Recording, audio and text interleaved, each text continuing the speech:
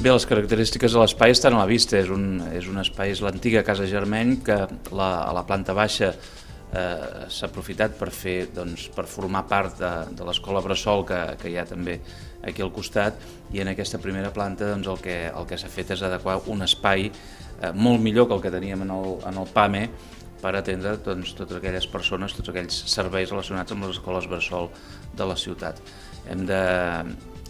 Hem de dir que aquest és un servei que ha crescut, les escoles Bressol, el número d'escoles Bressol i de places també han crescut. De fet, Terrassa és una ciutat molt compromesa amb tot el que fa referència a l'educació en tots els seus nivells i per tant també en les escoles Bressol. I el que es vol és primer donar que aquest espai serveixi d'un lloc de treball digne per les persones que estan directament implicades en el servei i evidentment també un lloc de rebuda digna per totes les persones que fan ús d'aquest servei. Aquest curs hem mantenit les mateixes places que el curs passat, no hem crescut. De fet, el creixement ha estat en els últims 8 anys, que hem crescut aproximadament un 77% del que teníem. En teníem 510, en tenim 907, i aquest és el creixement. El plantejament, més que créixer en aquests moments, és pensar en optimitzar, pensar en reorganitzar, pensar en reconstruir el propi servei i anar-li donant la forma que els nous temps que ens venen ens estan exigint, no?